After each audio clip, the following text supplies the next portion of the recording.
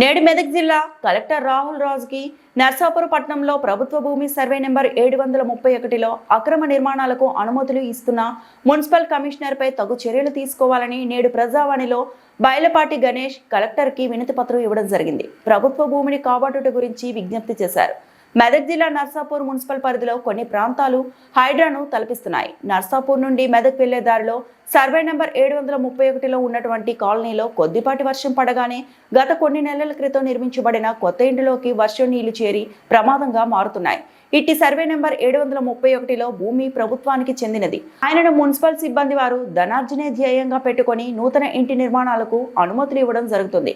కావున ఇకనైనా మున్సిపల్ సిబ్బంది వారు మేలుకొని ప్రభుత్వ భూమిలో ఎలాంటి ఇంటి నిర్వాకాలు అనుమతులు ఇవ్వకూడదని, ప్రభుత్వ భూమిని కాపాడగలరని నర్సాపూర్ ప్రజలు కోరుతున్నారు. పట్టణంలో పలు ప్రాంతాల్లో ఇదే విధంగా జరుగుతున్న ప్రభుత్వ భూముల్లో అన్యాక్రాంతం జరుగుతున్నా కూడా పర్మిషన్లు లేకుండా కూడా ఇంటి నిర్మాణాలు చేపడుతుంటే మున్సిపల్ అధికారులు నిమ్మకు నీరెత్తినట్లుగా మౌనంగా ఉంటున్నారు. దానికి కారణం ఏంటో తెలియడం లేదు. ఇప్పటికైనా సంబంధిత అధికారులు హైడ్రా పరిధిలో ఉన్న ఇంటి నిర్మాణాలను వెంటనే ఆపేసి పర్మిషన్లు రద్దు చేయించాలని నర్సాపూర్ పట్టణ ప్రజల కోరిక. మెదక్ జిల్లా నర్సాపూర్ నివాసిని. సర్వే నంబర్ 731లో హైడ్రాకు తలపించే విధంగా ఇళ్ల నిర్మాణం చేపడుతుంటే రెవెన్యూ శాఖ వాళ్ళు కానీ మున్సిపల్ శాఖ వాళ్ళు కానీ ఏ రకంగా వాళ్ళకు పర్మిషన్లు ఇస్తున్నారు అనేది తెలియదు.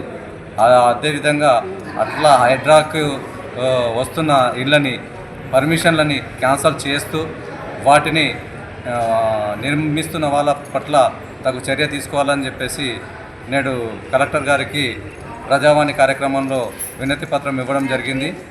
ఈ యొక్క కార్యక్రమానికి ఎన్నోసార్లు మున్సిపల్ అధికారులకు కానీ రెవెన్యూ అధికారులకు కానీ విన్నవించుకున్నా కానీ నిమ్మకు నీరెత్తనట్టుగా సైలెంట్గా ఉంటున్నారు కనుక అది ఒక కుంటలాగా చెరువులాగా తలపిస్తున్న విషయాన్ని ఈరోజు కలెక్టర్ రాహుల్ రాజ్ గారికి విన్నవించుకోవడం జరిగింది.